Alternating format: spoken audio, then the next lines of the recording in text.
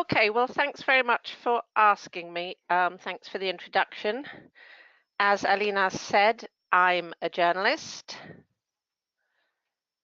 I mainly write for Cancer World magazine. I'm not an expert in cancer or cancer care. I've got no background in biology or medicine. And I make this point because people often assume being a journalist is about knowing things. It's not about knowing things. Journalism is about asking the right questions to the right people.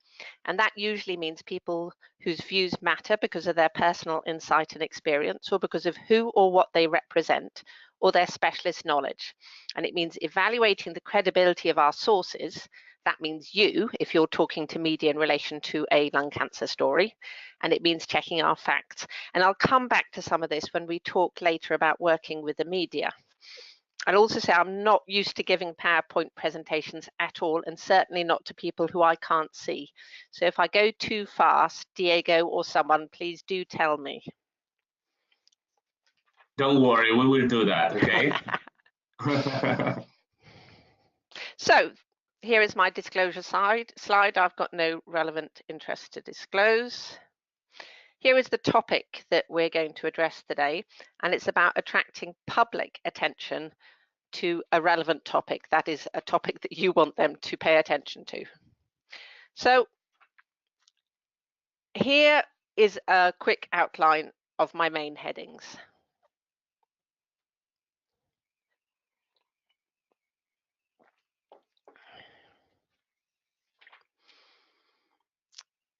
So I thought I'd start by introducing you to the public.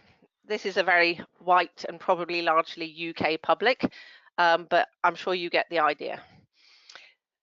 The point is that the public is a very diverse group of people. They're different ages, they're different life stages, different lifestyles, different cultures. The important point for you is that they've all got different interests. So the point I want to focus on is that different messages and different ways of delivering those messages work for different people. So the questions that you need to ask are, who is your target audience? What message do you want to get across? And what is the best way to reach those people?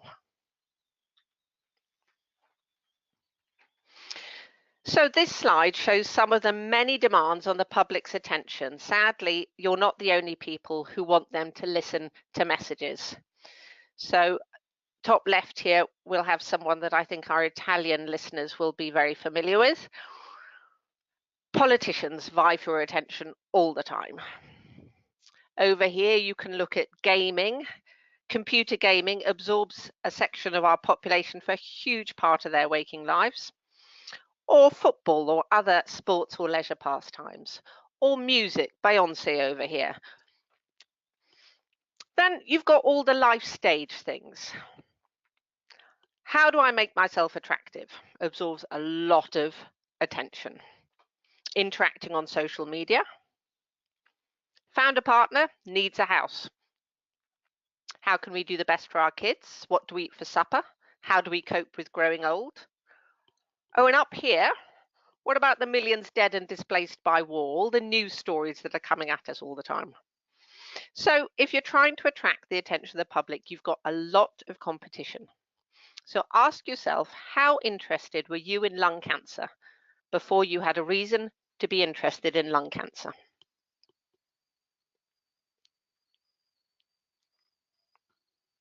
So this slide says, if you want people to listen to the messages you want them to listen to, make an effort to see things the way that they do.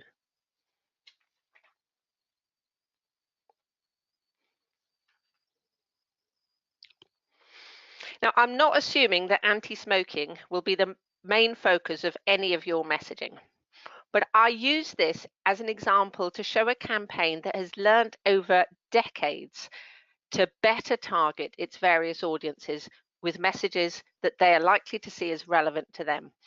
So if you look at this early effort here, it focused simply on getting the information about smoking and lung cancer. So they still use it. Smoking causes fatal lung cancer. The problem is that the prospect of dying isn't very real when you're young, whereas the image of living dangerously and on the edge can be quite glamorous. And so they moved on to this one. saying smoking can cause a slow and painful death, which I think is certainly more effective. And then they thought about what interests all their different target audiences. And they worked out that self-image and attractiveness are important. And that's something that cigarette advertisers have always understood. So then they started to focus on the impact of smoking on teeth and skin and appearance and on impotence. Very good one there. And then they thought about parents and kids. Parents want to protect their kids, and that makes parenthood a teachable moment when they might change their behavior for the good of themselves and the kids. And then more recently, they started addressing the large proportion of smokers who want to give up and have often tried and failed. Encouragement and advice can work where threats don't. So, know your audience is that message. The anti-smoking campaign became more effective as it began to think about the priorities of the people it was aiming to influence.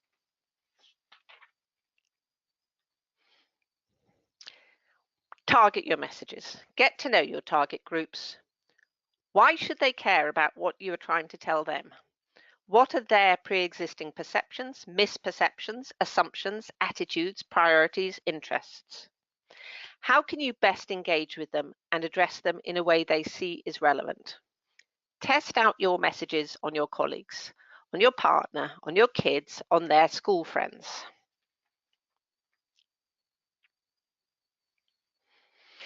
So when you think you've got the message right, comes the next step, delivering your message. You need to deliver your message to the public. You can't do that with a megaphone. You need to work with media. So my next slide says meet the media. Here they are. Like the public, media are a diverse lot. They operate over many different platforms and formats. So television, radio, print, online, national level, local level, magazines, various social media. Different platforms reach different audiences. Different formats work well for different purposes. Is it news, a feature, a closed discussion, an open online chat? Some are easier to access than others. So I've been asked to focus on mass media, and I think Anne-Marie Baird, when she talks later, will talk a bit more about social media. Of course, these two media are not distinct, and most print and broadcast media also have an online presence, and they all nowadays look for ways to interact with their audiences on social media, and that is an opening for you, and you should use it.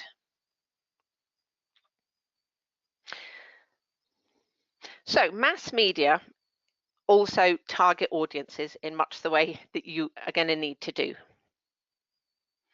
So I've shown a variety of them here, and they're all taken from the UK almost, which is what I know. But you'll be able to find your own examples from your own situation. So top left here, Saga magazine. It's a magazine targeted at elderly people. They're not going to want stories of illness and dying, but they could be interested in positive stories about living with a chronic disease or consumers' rights. For instance, my battle to get travel insurance with a history of lung cancer. Men's health mags, on the other hand, are not only interested in healthy men. They want stories that interest men who are interested in their health. So they might be interested in stories like, I've never smoked, but I got lung cancer. Up here, you've got Women's Hour. It's a national weekly radio program that it's good for offering a chat format.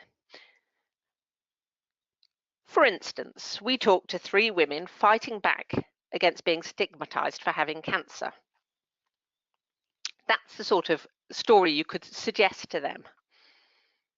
Mother and baby mags could be great for features such as my guilt at smoking while pregnant, or how pregnancy forced me to quit, or endless variants.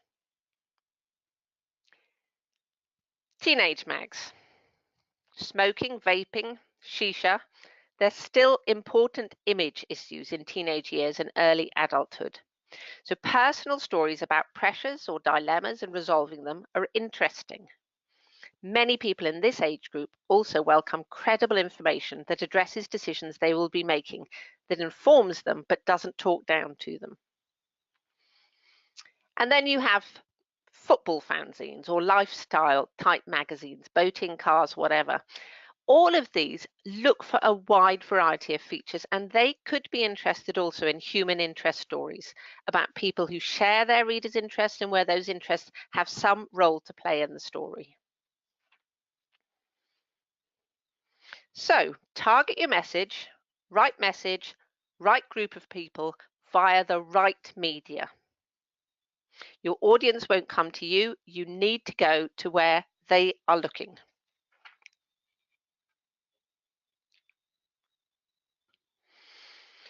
Why should media care about your messages?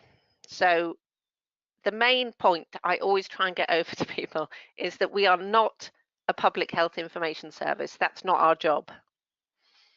We're there to serve the interests of our own audience. Some media see that we have a role to inform and educate as well as entertain. Others are more interested, frankly, in entertaining. But the point that everyone has to remember is that all media have to keep readers, viewers, listeners interested, because otherwise they won't watch, they won't listen, and they won't read, and that means that they're of no use to you.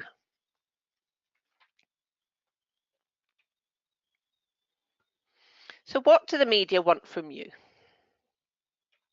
There you go. They want a good story. Journalists don't deal in data, facts, or information. We deal in stories, narratives that our audiences can engage with. Is it interesting? Is it shocking, funny, infuriating, sad, life-affirming? Is it relevant to our audience, to their families and their friends?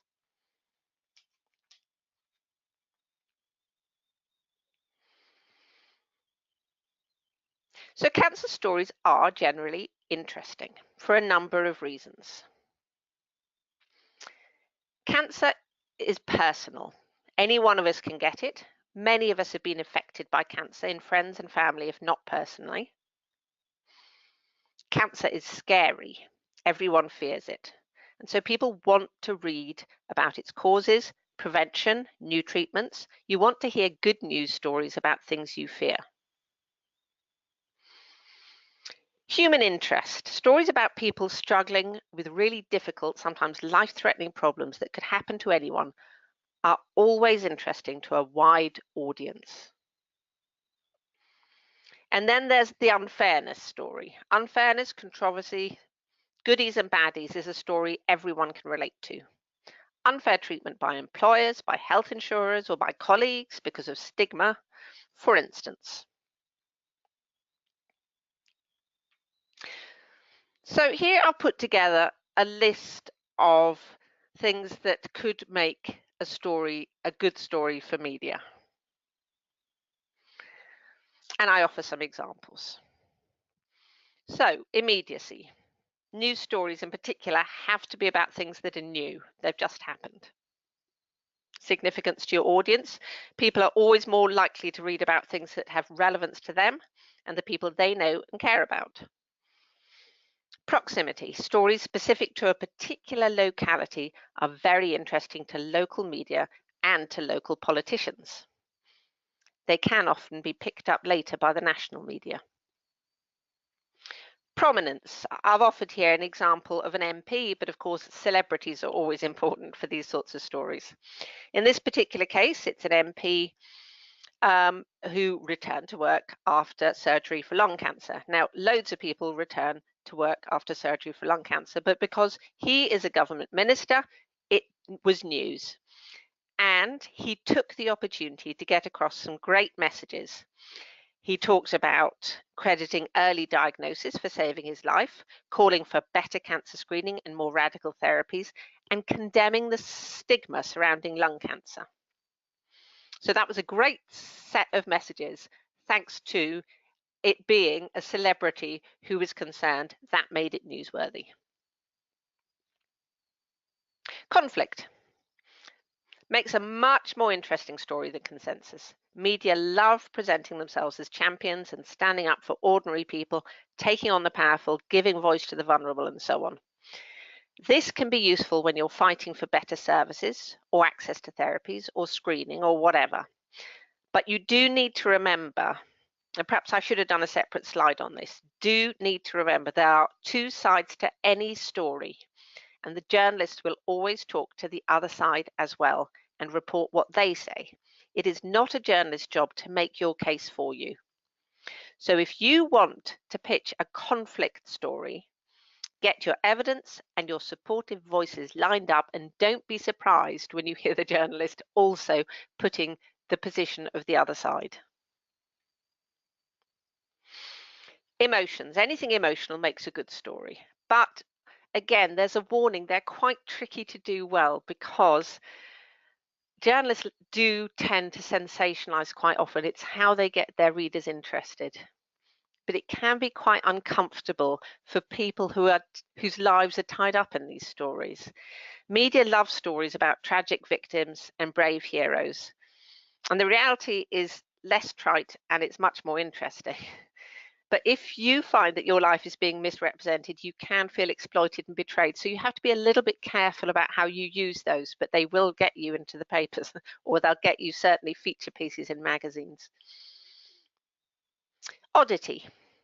People like strange stories. So I've picked up a couple here,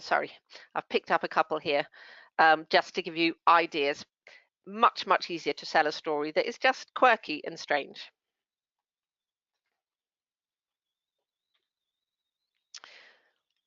So this really is the main message of everything that I'm saying here. You need to find the place where the message that you want to convey intersects with the sort of story a given journalist or editor thinks will interest their audience.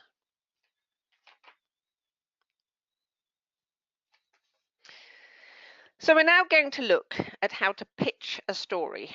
Now, pitching a story is what you do when you try to convince a journalist or editor to cover your story. Think about which media are most likely to be interested in the story and will be most likely to reach your target audience. Do your homework. Learn about what different publications or programs are interested in. Make a note of journalists and editors who you think might be interested in covering issues you want highlighted. If they're on Twitter, follow them, and when appropriate, comment on what they post and also on their articles or broadcasts. Journalists love it when you show an interest and spread links to their work, and it's a way of making them aware of your organization. When you contact them to pitch an idea for a story, show that you're familiar with their work and explain why what you have could interest them and their readers. So here is the guy you're trying to sell your idea to. Journalists never have enough time, so you need to make your pitch short and punchy and do almost everything for them. Most interactions with media nowadays happen by email, but this may vary from country to country, media to media, and journalist to journalist, and some will prefer text messages, some will prefer telephones, and you just have to get used to it. If you're talking emails, the subject line is important. You should indicate clearly that what you're sending them is a story pitch, and you should give an indication of the topic, bearing in mind the journalist will be looking at the topic in terms of, could this be of interest to my audience? Try to keep the pitch itself, the story suggestion, to no more than about 150 words if you can. Be clear about what organization you represent with a website link so the journalist can find out more. Be clear about who you are and how they can get hold of you for further information, preferably give a phone number. And if you do, make sure you're contactable. Journalists don't have time to endlessly chase people up, but if you can deliver on what you promise when you say you will, they will remember that for future occasions. Can you put them in touch with patients or carers who are willing to speak about real life experience, or with doctors leading the relevant research? Can you offer photos? Do you have relevant data? Can you provide infographics? Journalists may want to find their own sources to interview and do their own research on the data, but they may also appreciate assistance in bringing together the various elements that could make the story more compelling. Being able to offer good visuals can clinch the decision on whether they will publish your story or not. So if you can, follow it up with a phone call. Even if you get a no, you will have introduced yourself and your organization, and you can ask why your suggestion was refused and what angles and stories they might find more relevant for their audience. So I throw in this slide just to drive home the point about visuals. Think visual. The pink women cutouts on the left here put reality to the numbers. For instance, 540 women die a year from breast cancer. If it's a human interest story you're talking about, media are much more interested when they can carry a relevant image of the human in the story. If you're organizing a protest, offer images, not just statements. Think ahead to make them visually interesting. Tell the media in advance what you plan. Always remember to take pictures. Always. Just write that down on everything you do. So often you miss an opportunity to record something good that you've done.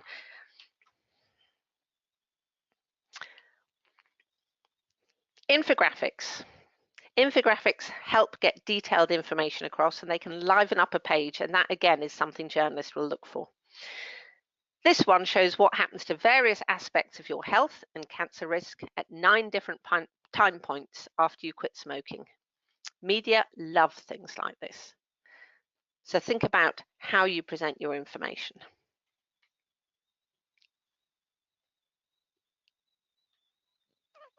Right, we're coming to the final part now, and it's about trust.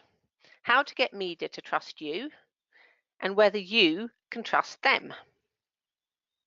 So this slide shows what journalists will look for on your website. Journalists will want to be convinced that you are who you say you are and are not, for instance, a patient front for pharma. They will Google you and they will look at your website.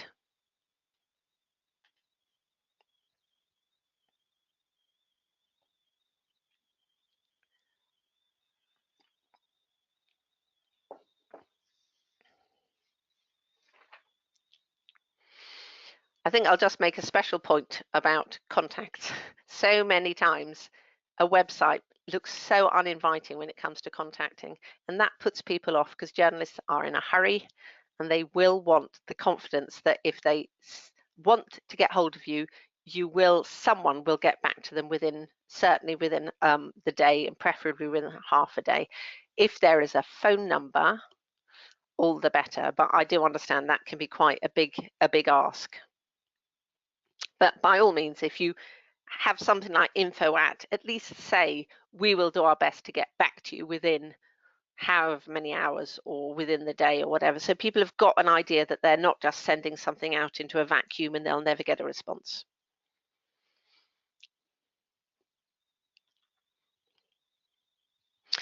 So this is about you as opposed to just your organization. Journalists and publications live by our reputation, and we don't want to end up looking like idiots because we've got a story wrong. If we don't trust you, we'll probably stay away from you. So this slide shows what journalists would look for in a source that they can trust. They need to know that you're in control of your information, that you've done your homework and you have got your facts straight, and that you can communicate them in a way that is clear so they don't have to do all the interpretation from academic studies to something that'll suit and be easy for them to feed to their audience. Never make claims you can't back up. Don't make promises you can't keep. If you earn the trust of a journalist, the chances are they'll keep coming back to you. And if a story comes up that is of any relevance at all to lung cancer, cancer of any sort, then they may well think, who can I ring for a quote? Ah, I know this person. I've worked with them before. I can trust them. I know they'll pick up the phone and they'll give you will be the go-to person for those sorts of stories. That is a brilliant place to be because you really then get known. They're looking for you rather than just all the time you looking for them.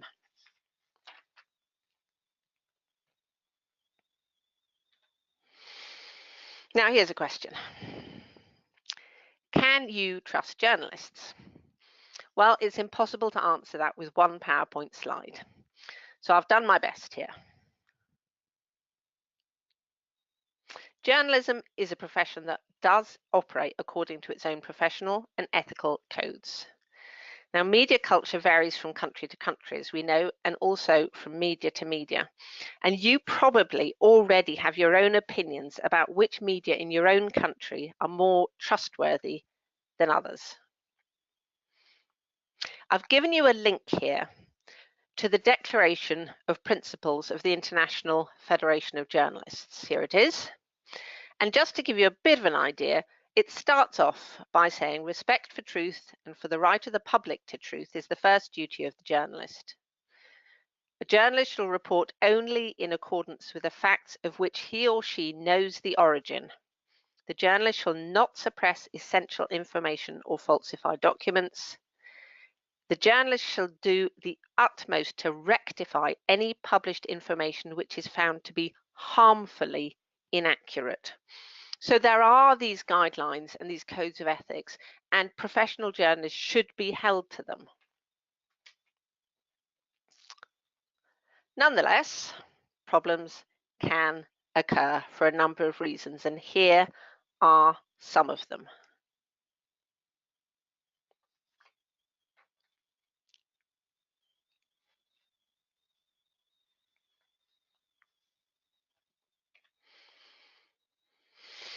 Your aim should be to build a long-term relationship of mutual trust, and here are some suggestions of how to do that. Basically, if journalists do a good job, encourage them. Spread the word, spread the link. They will thank you for it. They will remember that. And it does, feedback like that is very important.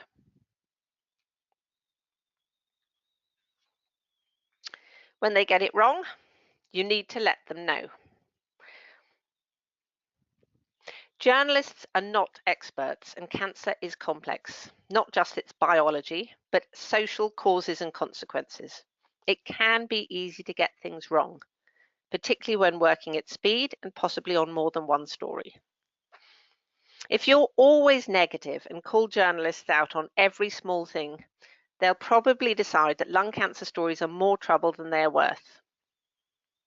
If you are positive, you can take them up and tell them what they got wrong, while still opening up opportunities for further coverage. So, if, for instance, on balance, the story that they covered was okay, but they got something wrong, you could email them and say, thanks for covering this issue, which rarely gets the attention it deserves. Unfortunately, you gave out the wrong contact details. Our phone number is this. Could you please send out the correct details? Or another example, it was great to get across the message that some lung cancers occur in people who've never smoked, but the way you framed it implies that those who did smoke deserve no sympathy. That's quite a harsh thing to say, particularly to smokers who've made a huge effort to quit, either successfully or unsuccessfully, and that will include many of your readers, viewers, and listeners. Could that be a topic you could explore in more detail?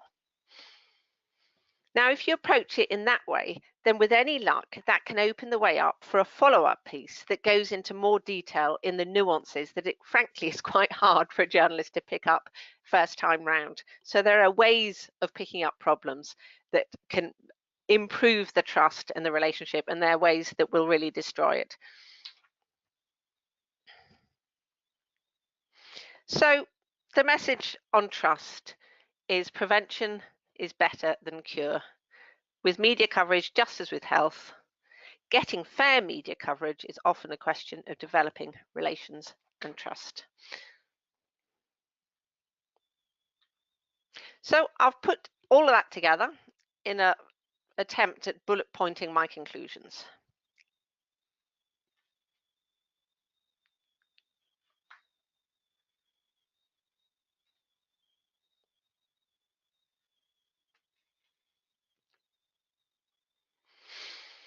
And here's my final message.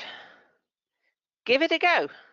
Every time you try, you'll learn something new and you'll make new contacts. Just do it, and best of luck. That's it. Thank you so much, Anna, for this great presentation. I'm speaking because I'm not sure if Alina's connection is right to listen to her clearly, but I really appreciate your presentation. I want to highlight some of the main topics that you talk about. For example, I think that it's really useful for us to know the importance of using the right message to the right group of people via the right media, as you said. I think that I agree with you that there are different people in the society with different interests, so they need different methods and to have a clear target audience. And also, I noted also how we need, as patient advocates, we need to be ready to provide real life experiences, relevant data, and also the importance of being credible. And I like all the issues that you talk about how to have a credible website for journalists to go there and to have a clear idea about how this patient organization works. And also, I really like your explanation about what to do when something wrong happens with journalists, and also your suggestion of building a long-term relationship with journalists. So there are many topics. If you don't mind, Anna, we are going to continue in this case with Anne-Marie, and after that we can open the possibility to questions. Now I'm going to introduce you to Anne-Marie Bird. Anne-Marie, just a moment.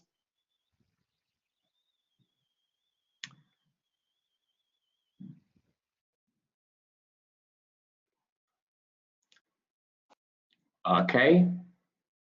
Hello, Anne-Marie. Hi, hello, Diego. How are you? Hi, Anne-Marie. So thank you so much. Can you see my slides? Yes, okay. we can see your slides. We can listen to you very well. So let me, I'm going to introduce you. Anne-Marie, she is a cancer researcher, but also she's a patient advocate.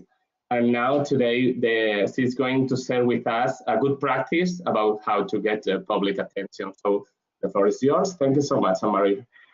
Thanks, Diego, and thanks very much to LuCE for giving me the opportunity to say a few words. So as Diego said, I'm a cancer research fellow based in Dublin. I specifically research lung cancer and mesothelioma and prostate. And we had a number of deaths in our family from lung cancer, and that set me down my path of advocacy. And I try and combine both my scientific side and that with the advocacy work that I do. So I'm just going to go through an example of what I've done here in Ireland, and also to see how you can try and figure out what it is you would like to do. So the first thing is really to decide that before you go out into any sort of social media platforms or printed media or radio or anything like that, you need to decide what it is you want to do. Do you want to do something online? Do you want to have some sort of online campaign where you just share messages? Do you want to do something that's in person? So you're going to meet people, have a seminar, or maybe have leaflets that you give out on a specific day, like World Lung Cancer Day or something like that. And then when you decide what type of event you want to do, then you need to decide, is it going to be solely awareness based? Do you want to fundraise for a specific organization or cause? Or do you want to combine a little bit of both? My feeling really is in lung cancer, although awareness and funding are both major issues. If you have a choice to only do one, really awareness is definitely key. And when you've made these decisions, it's very important then to set some goals so you can have some type of metrics of what you want to achieve with what you're doing. And then if it's something you want to do on a year-by-year basis, it's always very important to see that you're surpassing your numbers or your reach or your targets every year, or what would you need to do differently. And I think setting some simple goals can help you identify that. Oh, my slides.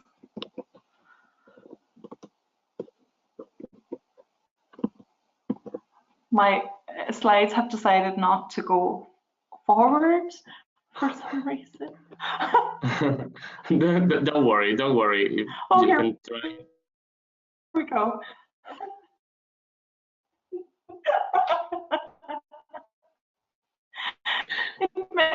Third time lucky, so I might have to press 3 times. Okay, that's perfect, yes.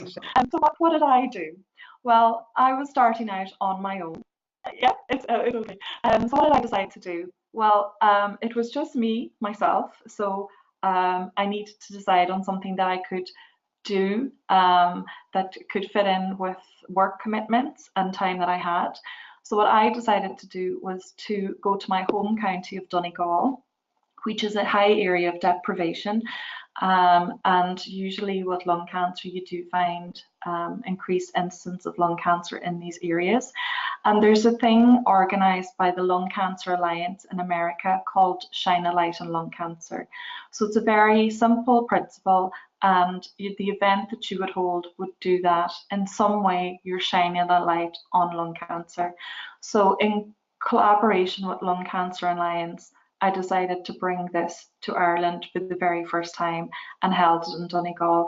So as you can see, I picked a beautiful national park, and these are the images from there, and I decided to do a night walk. And the reason I decided on a night walk is because in our family, when we went through the lung cancer journeys that we have, it was a feeling of great darkness for our family, and we really felt there was no light at the tunnel, no support.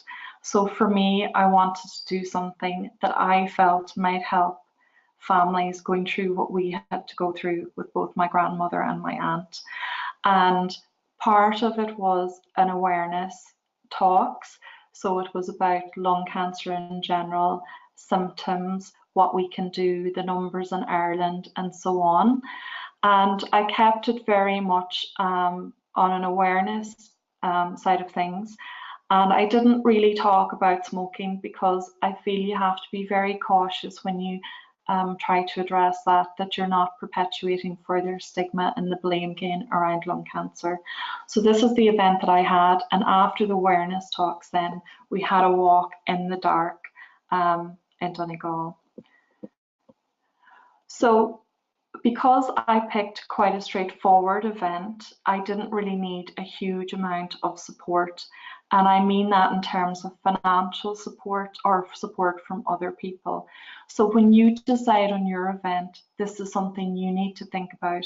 If you are going to have some sort of costs associated with whatever it is you want to do, are you in a position to self-support that if you're an individual? Is your organization in a position where it can support that? Or how do you go about prioritizing what it is you're going to do with the money that you have available to you?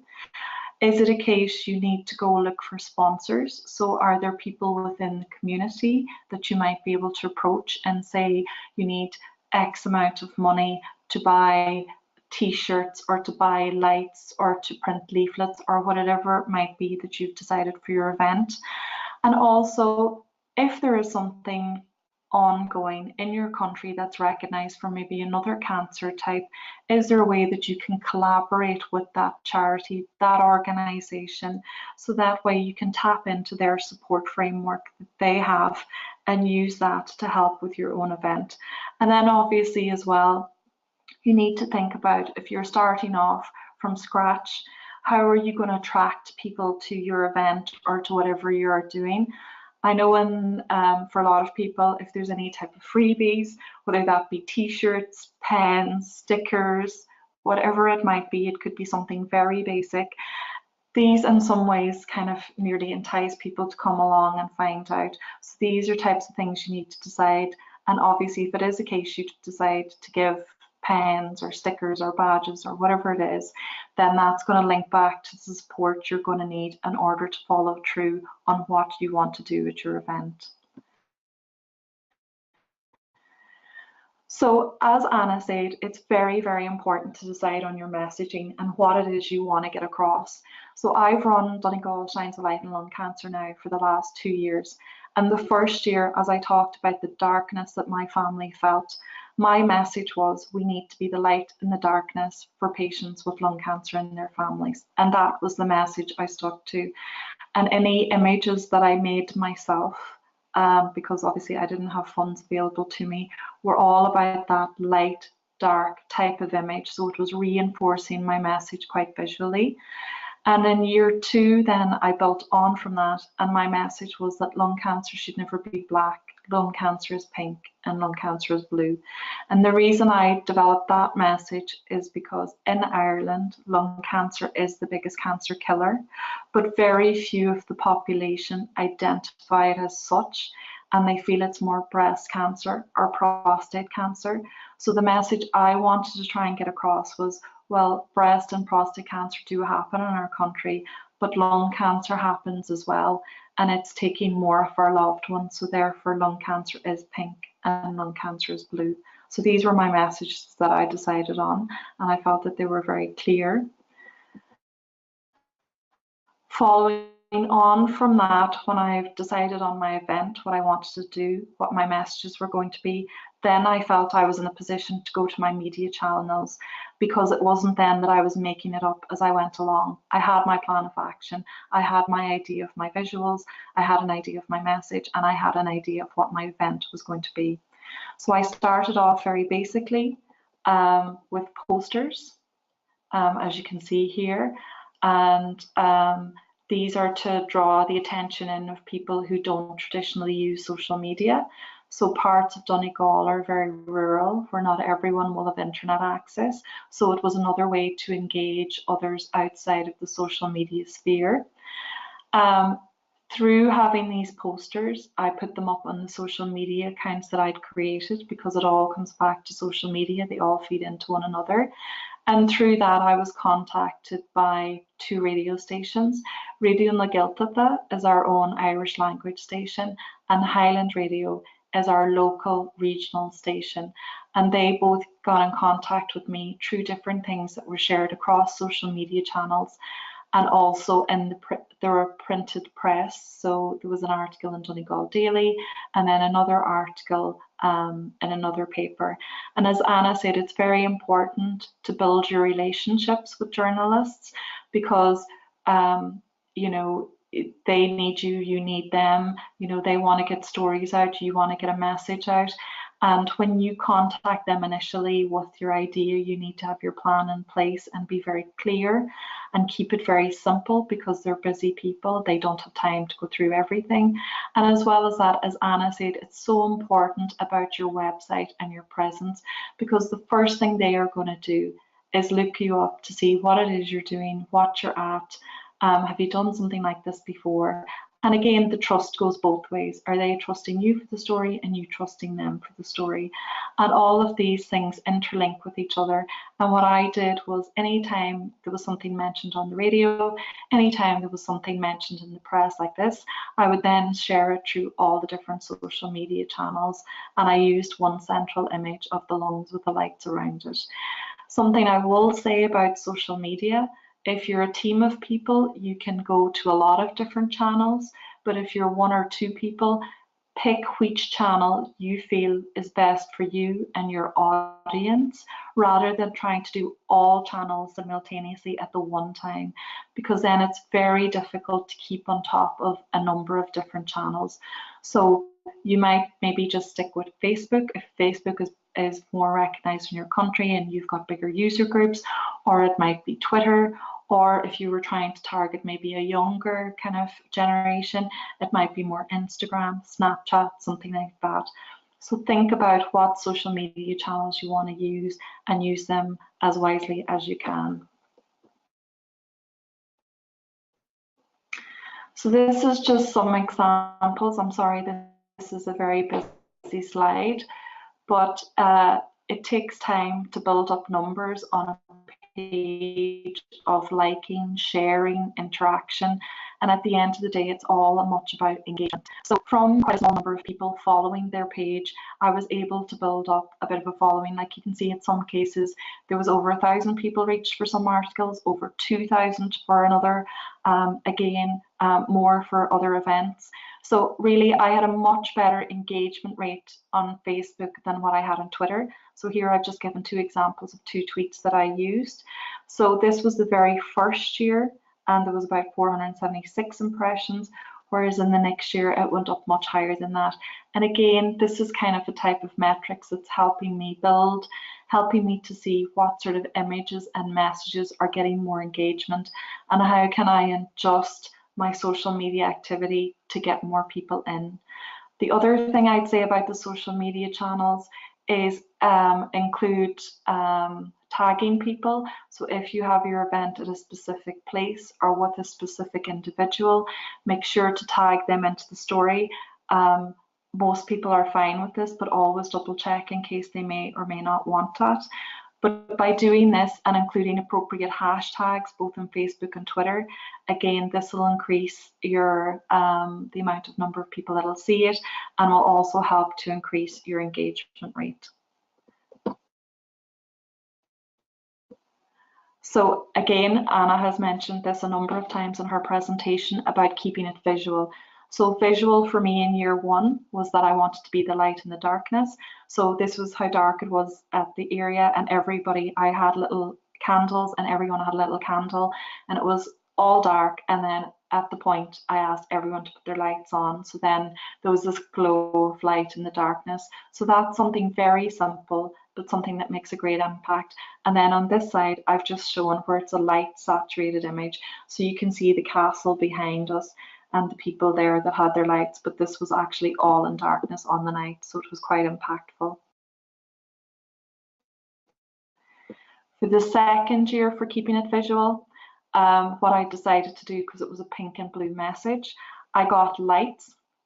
I had over 1,000 blue lights, and I had over 800 pink lights.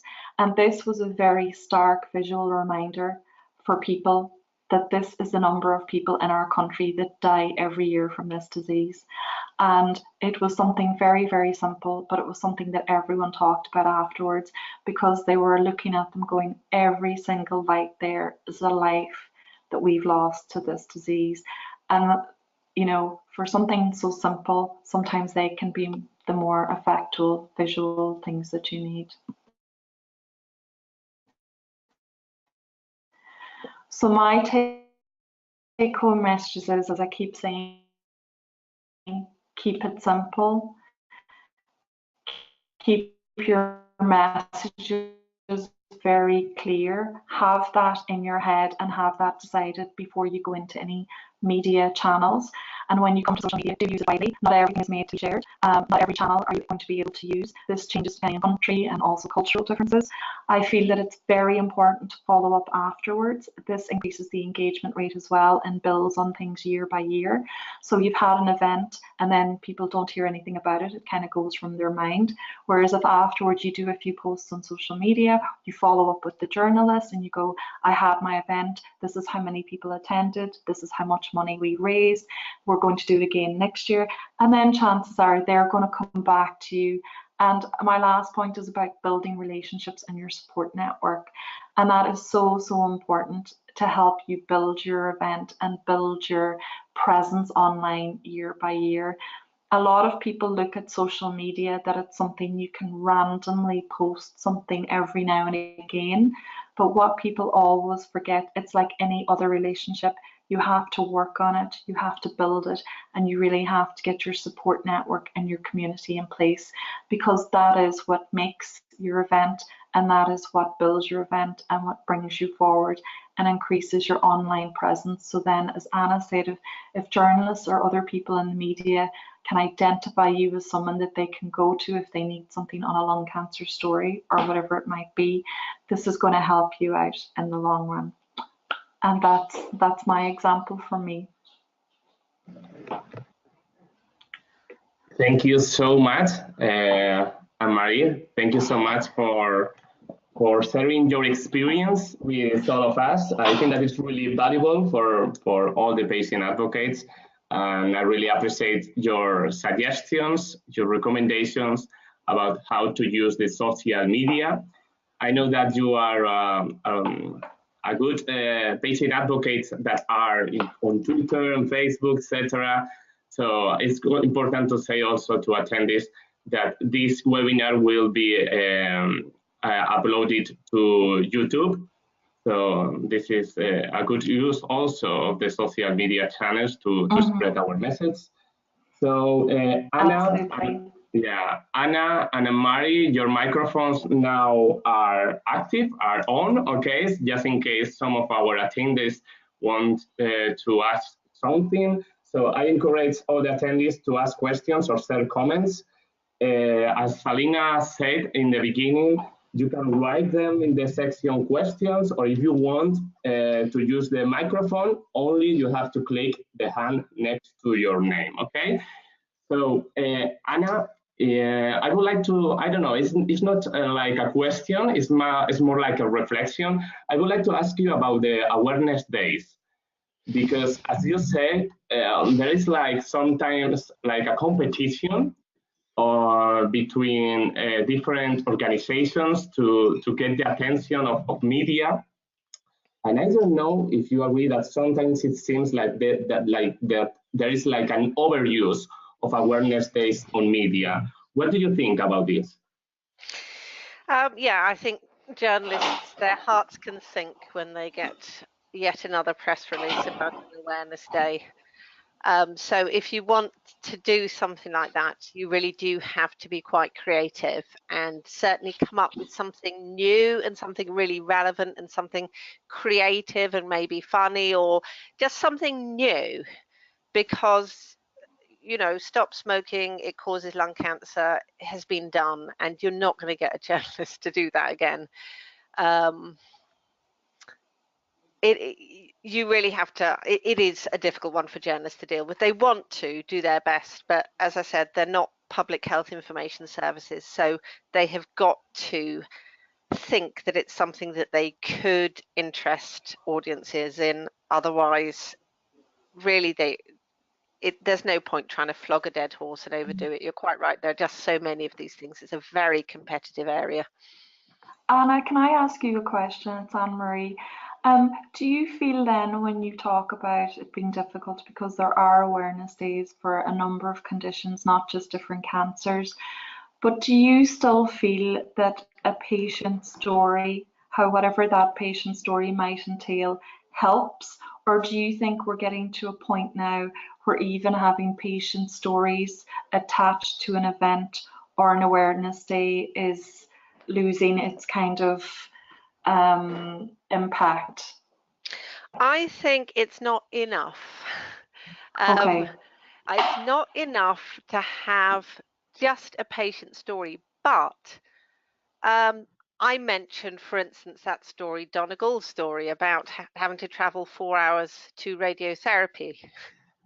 Mm-hmm. So that's not just a patient story, as in, my struggle with lung cancer or my mother's struggle with lung cancer or, a heart-rending story. That is also something that's got a bit of a political tinge. It's got a demand, it's got the controversy, it's got all those sorts of things. So if you can find something specific and now, it's a story in its own right, in other words, it's a story that would run on a day that isn't Lung Cancer Awareness Day, then why not? Why not? You can send it to journalists and say, look, this is a really important thing, and Lung Cancer Awareness Day is coming up. Why don't you run something on this? Mm-hmm. Okay, thank you so much. I think that there is no more questions. Alina, I'm trying to activate your microphone, but it's not possible, so I'm sorry, Alina.